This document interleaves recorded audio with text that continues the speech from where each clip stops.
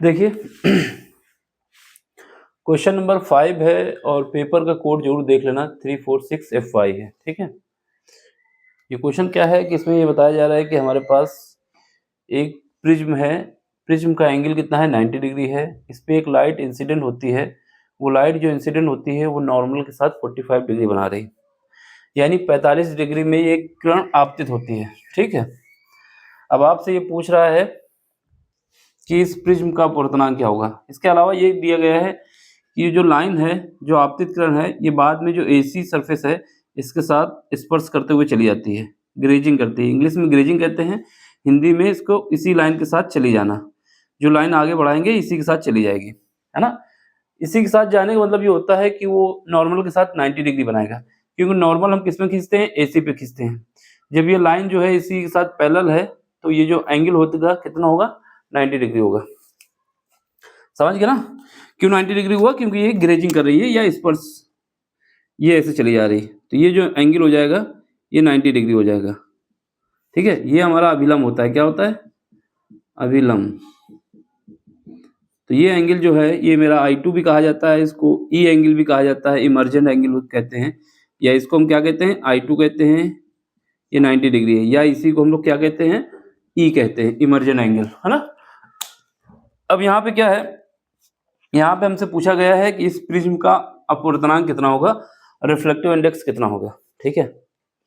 यहाँ पर कोई भी अपनी ज्यादा बुद्धि नहीं लगाएगा, ये कॉन्सेप्ट नहीं लगा सकता, क्या बोल रहा हूँ, ये वाला कॉन्सेप्ट कभी नहीं लगा सकता कि न्यूनतम विचलन की स्थिति में जो हमारे पास फार्मूला होता है sine mu is equal to क्या होता है, साइन डेल्टा m प्लस और इसके बाद a/2 होता है और साइन a/2। जिसने ये फार्मूला लगा के क्वेश्चन सॉल्व किया उसका क्वेश्चन गलत हो जाएगा, समझ रहे ना। ये कॉन्सेप्ट लग ही नहीं सकता इसमें, क्योंकि इसमें कहीं पर नहीं बोला कि जो प्रिज्म है हमारा न्यूनतम विचलन कर रहा है। ये कंडीशन कब बनती है, जब हमारा डेल्टा m जो होता है, डेल्टा जो होता है डेल्टा m के बराबर हो जाता है, तो वहां पर ये वाला एंगल और ये एंगल बराबर हो जाते हैं। तो ऐसा तो कुछ है ही नहीं, तो इसमें जो हम बताएंगे वैसा ही करना है। अगर ऐसे लगाएंगे तो नंबर मिलेंगे नहीं, क्वेश्चन गलत हो जाएगा आपका, ठीक है। अगर शब्द कहीं पर भी लिखा हो कि न्यूनतम विचलन है तब मान लेते, ऐसा कुछ लिखा ही नहीं क्वेश्चन में, ठीक। तो कैसे लगेगा, ये देखो, ये वाला फार्मूला नहीं लगेगा, ये मैंने बता दिया, बाकी जिसकी मर्जी लगा सकता है। कैसे लगाना है, देखो सबसे पहले ये हमारा 45 डिग्री है। अब हमें क्या करना होगा, एक रिलेशन निकालनी होगी। देखो ये लाइन हम आगे बढ़ा रहे हैं, यहाँ पे ऐसे बढ़ा देते हैं और ये वाली लाइन भी आगे बढ़ा देते हैं। यहाँ पर डेरिवेशन जो अच्छी तरीके से समझ पाया था वही ये क्वेश्चन कर पाएगा, नहीं तो गलत हो जाएगा। तो ये एंगल जो बन रहा है, ये एंगल मान लेते हैं क्या है, बी एंगल है, ठीक है। ये हमारा और ये यहाँ पर हम मान लेते हैं P है, यहाँ पर हमारा Q है, ठीक है। अब ये हमारा क्या बन गया है, APBQ, एक चतुर्भुज बन गया है, समांतर चतुर्भुज बना। सॉल्यूशन में देखो तो चतुर्भुज कौन सा है, APB और Q, ये समझ में आया ना, APBQ। ये जो एंगल है, ये वाला एंगल, ये नॉर्मल जो खींचा हुआ है, ये नॉर्मल के साथ कितना है, 90 डिग्री है ना, ये 90 डिग्री है, ये भी 90 डिग्री है, क्योंकि नॉर्मल के साथ जो एंगल बनता है वो 90 डिग्री बनता है। तो ये 90 है, ये 90 है। यहाँ पर जो एंगल A है प्लस एंगल P है प्लस एंगल Q है प्लस एंगल B है, ये क्या है, एंगल B है। एक चतुर्भुज के चारों कोणों का योग कितना होता है, 360 डिग्री होता है। लेकिन यहाँ पर ये एंगल 90 दिया है, P एंगल 90 है, ये भी 90 है, ये नहीं पता हमको। तो यहाँ से हमारी कंडीशन क्या बन जाएगी, 90 प्लस क्या आ जाएगा, ये P एंगल को 90 लिख देंगे और Q भी 90 होगा। क्यों होगा, क्योंकि ये नॉर्मल के साथ 90 डिग्री बना रही है, ये लाइन जो बन रही है ये 90 डिग्री बना रही है, ठीक है। ये बराबर, ये क्या आ जाएगा, B एंगल बराबर कितना आ जाएगा, 360 डिग्री। ऐड करोगे तो B कितना आ जाएगा, B हमारा आ जाएगा ये 270 कट जाएगा तो बचेगा 90 डिग्री। ये समझ गए ना, ये एंगल हमारा B जो आया 90 डिग्री आया। कैसे आया, समझ गए ना, चतुर्भुज का यूज किया। इस चतुर्भुज के अंदर जो चारों कोण होते हैं उनका योग 90 डिग्री होता है, ठीक है। अब इसके बाद ये वाला एंगल देखना जरा, ये एंगल कौन सा होता है, ये नॉर्मल के साथ जो एंगल बनता है ये R1 होता है मेरा, और जो यहाँ पर बनता है ये एंगल कौन सा होता है, ये R2 होता है, ठीक है। ये अब यहाँ पे एक त्रिभुज बन गया PB, ये B पॉइंट मान लेते हैं, PBQ। तो त्रिभुज PBQ में देखो, त्रिभुज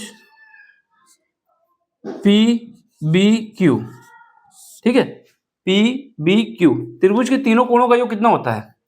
त्रिभुज के तीनों कोणों का योग होता है R1 angle plus R2 angle plus angle क्या है बी। किसी भी त्रिभुज के तीनों कोणों का योग होता है 90 डिग्री, सॉरी 180 डिग्री, ठीक है। तो यहाँ सर R1 R है, R2 R है, ये हमने निकाला है, B कितना निकाला है 90 डिग्री, उसको वहाँ भेज दो 180 माइनस 90 डिग्री। तो यहाँ से हमें पता चल गया कि R1 इज इक्वल टू क्या है, R1 कहें R2 कहें, जो भी कहें आप, R2 इज इक्वल टू कह सकते हैं 90 माइनस R1। ये बात समझ में आ गई, क्योंकि यहाँ पे घटाएंगे तो कितना बचेगा, 90 डिग्री बचेगा। तो ये रिलेशन हमारी काम आएगी, इस वजह से हमने ये निकाला है, ठीक। जो बता रहा हूँ समझ लो, ये क्वेश्चन कोई करा ही नहीं पाया, ज़्यादातर हमने देखा है सब पता नहीं कैसे करा के बैठ गए। वो ये यहाँ पे न्यूनतम विचलन की कंडीशन लगा दी, जबकि बोला ही नहीं ऐसा कुछ, तो हमने ये कंडीशन निकाल ली। अब क्या करना है, अब यहाँ पे देखो, ये जो लाइन थी हमारी, इसको हम आगे बढ़ाएंगे, अगर इसको आगे बढ़ाएंगे तो ऐसे जाना चाहिए था, ऐसे जाती ना, ये लाइन जो हमारी जा रही थी, ये लाइन हमने बढ़ाई, कैसे गई, ये ऐसे गई, लेकिन ये वही बात हुई कि नॉर्मल की तरफ डेंस हो गए, मतलब यहाँ पर सघन मीडियम है, यहाँ पर एयर है, तो ये क्या हुई, नॉर्मल की तरफ झुक गई है। अब ये जो लाइन थी, ये वाली, ये जाना चाहिए था कैसे, सीधे, ये ऐसे चली गई, ये ऐसे चली गई ना ये, तो ये क्या है, ये जो एंगल आया है, ये डेल्टा आया है, क्या आया, डेल्टा आया है, ठीक है, ये डेल्टा है। अब यहाँ पे देखो, ये एंगल कितना है, ये वाला ऊपर वाला देखो जरा, ये एंगल कितना होगा, क्योंकि ये टोटल कितना है, अगर हम देखा जाए तो यहाँ पर जो अगर हम निकालेंगे, ये जो टोटल निकलेगा, ये टोटल कितना निकलेगा, जो ये है वही तो ये होगा।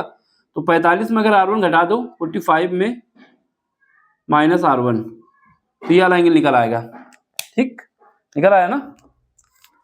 अब हमारे पास ये एंगल कितना होगा, ये, तो ये निकालने के लिए कि ये वाला एंगल कितना होगा, ये, इसको निकालने के लिए क्या करेंगे, यहाँ पर क्या है, ये टोटल कितना है, टोटल तो 90 है, 90 में अगर R2 घटा दो तो ये वाला एंगल मिल जाएगा, तो ये एंगल कितना हो जाएगा, 90 में R2 घटा दो, 90 में माइनस R2 क्यों घटा रहा हूँ, क्योंकि ये टोटल एंगल कितना है, ये तो 90 डिग्री है ना, इतना हमारे पास कितना है, R2 है, इस R2 को घटा देंगे तो ये वाला एंगल मिल जाएगा 90 माइनस R2, ये 90 माइनस R2 है, यहाँ पे दिख रहा है, देख दे सही से, 90 माइनस R2, ठीक है, ये R2 थोड़ा कुछ ज़्यादा ही, माइनस R2, ठीक है। अब यहाँ पे क्या है, त्रिभुज का एक कॉन्सेप्ट और होता है, क्या कॉन्सेप्ट होता है, या फिर ये एंगल नहीं निकालते, अगर निकाल रहे हैं तो कोई दिक्कत नहीं, क्योंकि यहाँ इसका यूज ही नहीं होगा, बस हमारा ये काम बन गया, ये एक बन गया और एक ही बन गया, ठीक है। ये एंगल नहीं निकालेंगे हम, निकालने से कोई मतलब नहीं, निकालना है जिसको निकाल लेगा, अगर ये पूछता कि न्यूनतम विचलन कितना होगा तब निकाल लेते। फिलहाल इसको अगर निकालना चाहते हो तो निकाल लो, लेकिन यहाँ पर ये कॉन्सेप्ट में नहीं लगेगा, इसकी वैल्यू को कोई यूज नहीं है यहाँ पर, ठीक है।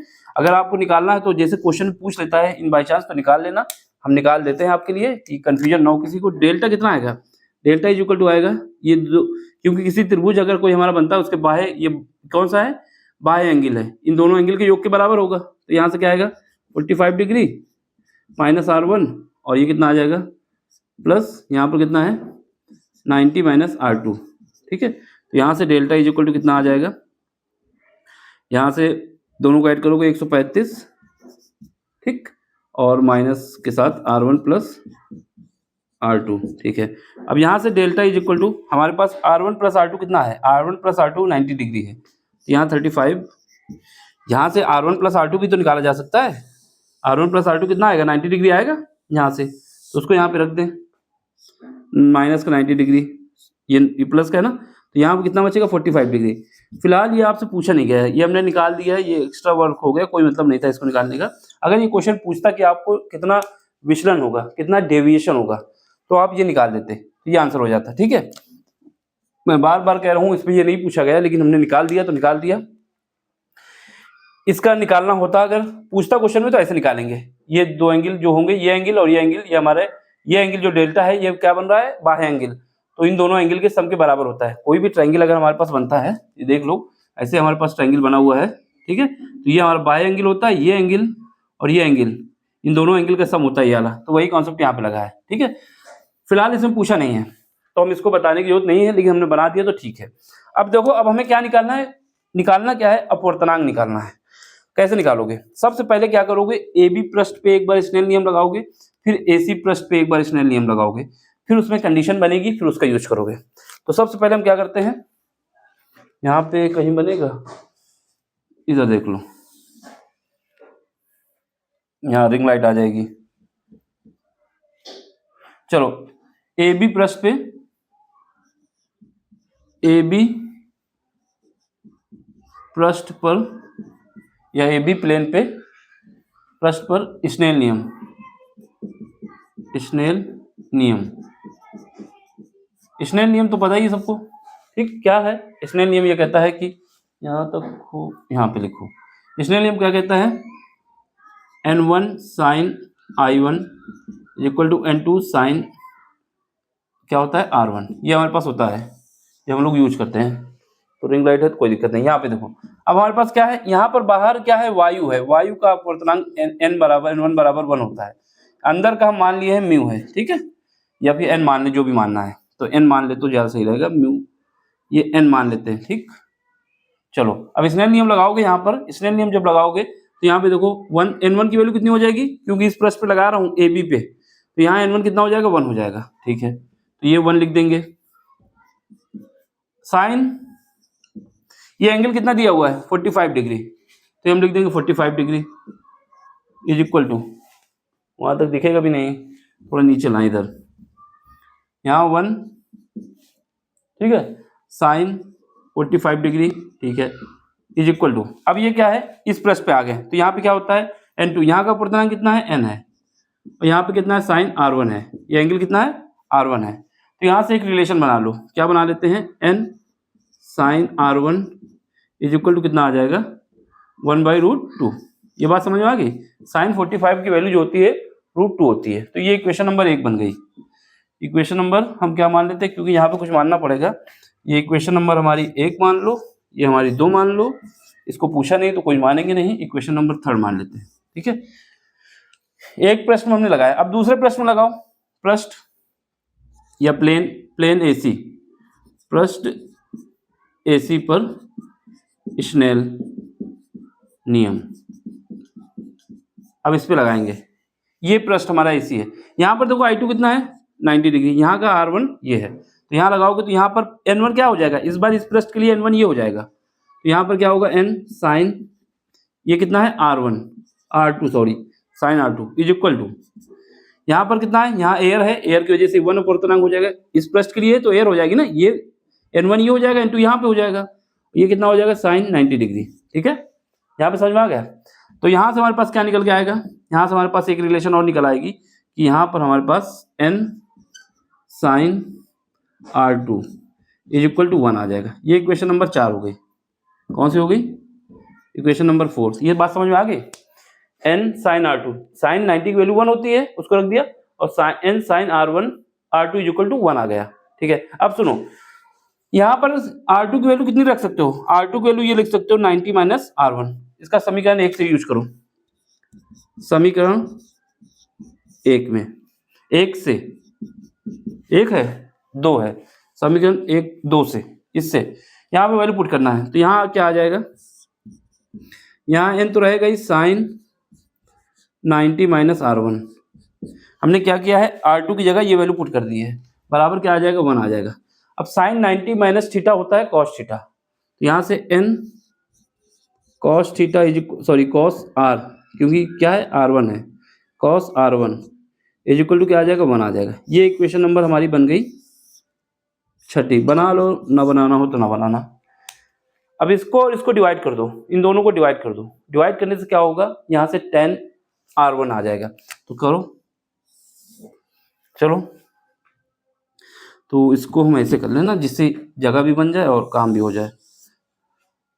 चलो अब क्या करते हैं, यहाँ पे देखो, ठीक, अब हम क्या करते हैं, इक्वेशन समीकरण